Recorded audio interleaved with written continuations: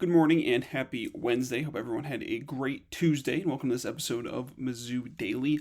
Got one we're kind of looking at some reserves and then also some draft stuff. It's almost April.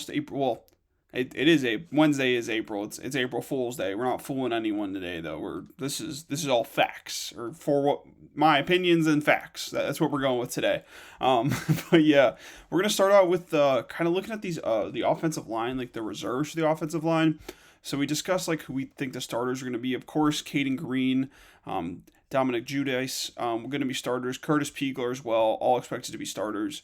And then that right tackle position going to be between Logan Reichert and Luke Work, with Zach Owens probably being the left guard, but there's a little bit of questions there about kind of what that'll look like. But I expect it to be Zach Owens, but there's some couple other names rather. Wow, that kind of day. But a couple other names to look at as well for the offensive line. The one that kind of sticks out the most, there's really not a lot of experience in terms of this offensive line. Once you get past these five, like those names I just mentioned, plus Josh Atkins, after that, it kind of falls off a little bit in terms of, SEC experience or kind of experience at a high level. So basically, the only other player who has like some serious experience playing on the offensive line in Division One in the FBS level is Tristan Wilson. He was a very key reserve last year, played in all 13 games with 168 total snaps. 120 of those were run blocking snaps, 48 were pass blocking snaps. He played right guard and center off the bench, 94 snaps at right guard and 60 at center. He allowed just 2 pressures the entire year. So he's definitely someone to look out for. That'll be Tristan Wilson. But, so it's Caden Green, Zach Owens, Dominic Judice, who's probably going to play center, Curtis Piegler, Logan Reichert, and Luke Work are working out for that right tackle position. Josh Atkins, that's 8. Josh Atkins is hurt. You're down to 7. And then whoever Logan Reichert, Luke Work, whichever one doesn't get that spot. And then it's basically Tristan Wilson in terms of who else has FBS experience. So not a lot of depth there. But that's definitely something Mizzou's been building up and why they went so hard in the transfer portal with those offensive lineman recruits. They got 2 guys from Mississippi State, got Josh Atkins from Arizona State. These were all starters or players that played a lot last year. So they dipped in to the portal and they got a lot of offensive linemen to kind of help support that. A couple other names to look out for: Colin Sorensen. This is someone I think has a bit of a potential to kind of do something a little bit later on in his career if he decides to stay at Mizzou. But he's going to be a junior. He was at Charleston Southern last season. So Charleston Southern, he is a pretty decent program for college football, but they are at the FCS level.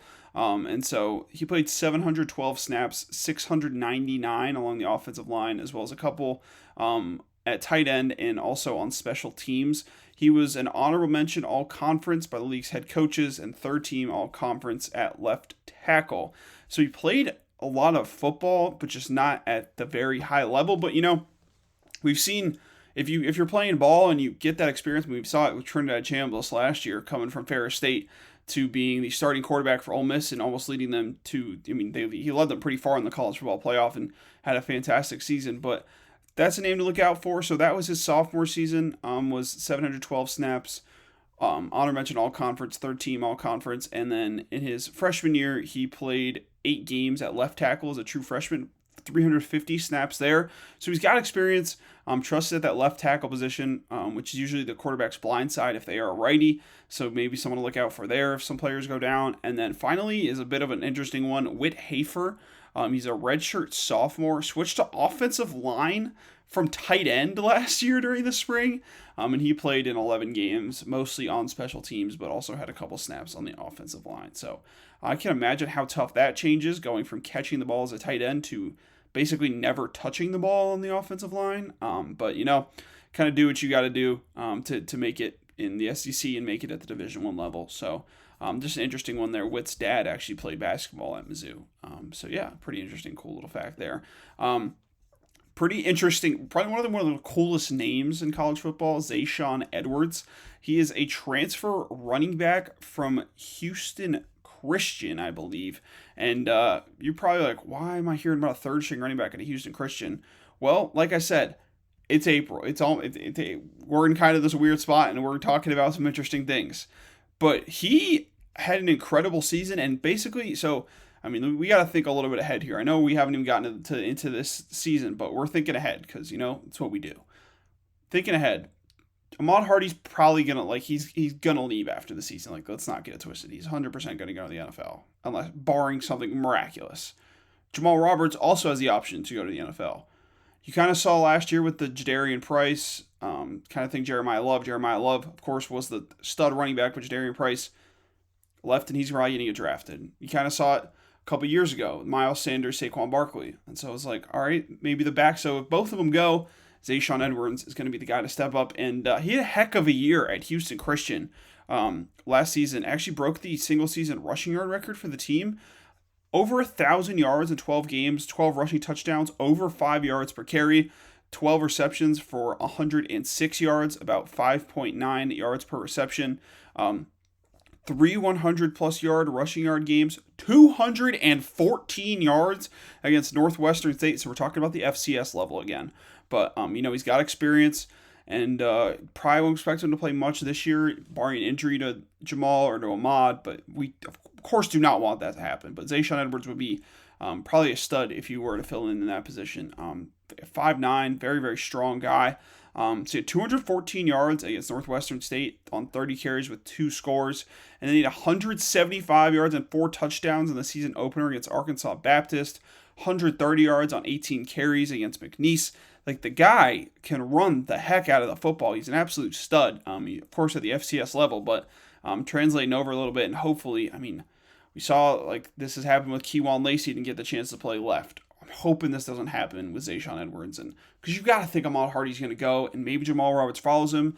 We don't really know what that's going to look like, but there is a guy waiting for his opportunity that hopefully will not transfer. So, a little bit interesting stuff to look at there. He's actually the first 1,000-yard rusher in Houston Christian history. Switching over to some draft news a little bit. Keegan Trost and Chris McClellan are getting some top 30 visits kind of in that portion of the year. That last topic, Zion Young, we'll talk about how many top 30 visits he has so far. But first things first, talking about Chris McClellan, he's kind of projected that round 3, round 4 range along with Keegan Trost. Chris McClellan had a heck of a year this past season, 48 tackles, 15 of those solo with 6 sacks, 8 tackles for loss, pair of pass breakups, and 6 quarterback hurries. So the Broncos are looking to bring in Chris McClellan for a top 30 visit. And funny enough, the Broncos are also bringing in Keegan Trost on a top 30 visit. So it's kind of hard to find out information on what teams are bringing in players for top 30 visits. So Keegan Trost and Chris McClellan, the only top 30 visits I could find for them were the Broncos. And I was like, well, that's pretty cool. They're both going to visit Denver. So maybe they go round 3, round 4 respectively, both of the Broncos. That'd be pretty sick. Getting a pair of Missouri Tigers up there in Mile High, and a team that, barring that injury to Bo Nix, probably should have been in the Super Bowl. I don't know how many Patriots fans are watching this, but in my opinion, Bo Nix plays that game. I'm not sure how close it really is, but that's a story for another day. We're talking about Chris McClellan. Like I said, phenomenal player at Mizzou. His 2 years at Mizzou, coming off a couple years at Florida. And then Keegan Trost, who was, of course, a phenomenal offensive tackle for the Missouri Tigers last season. SEC Lineman of the Week multiple times. First team All-American, second team All-American by Walter Camp. He was on the watch list for the Joe Moore Award. He's a Pro Football Focus offensive grade of 91.5, which led the nation. Run blocking grade also led the nation with 91. He was kind of bouncing around from school to school, but the last year in Columbia really prepared him for the draft. So pretty interesting there that they're both getting a chance to show off, kind of talk to Broncos. So that'll be pretty sweet. And last thing, going to talk about Zion Young. So he currently has 10+ scheduled. This is all the information I could find.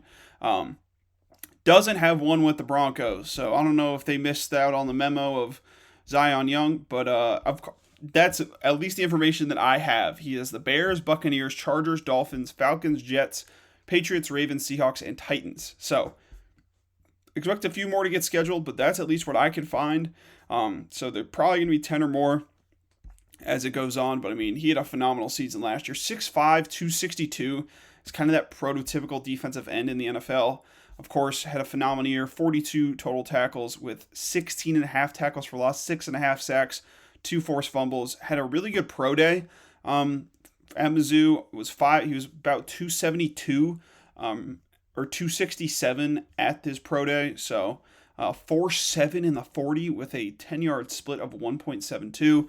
He's kind of getting that serious round one recognition. So we'll see where he lands, but always good to kind of check out how the prospects are doing. But yeah, that'll do it for today's episode. Make sure to tune in tomorrow and MIZ.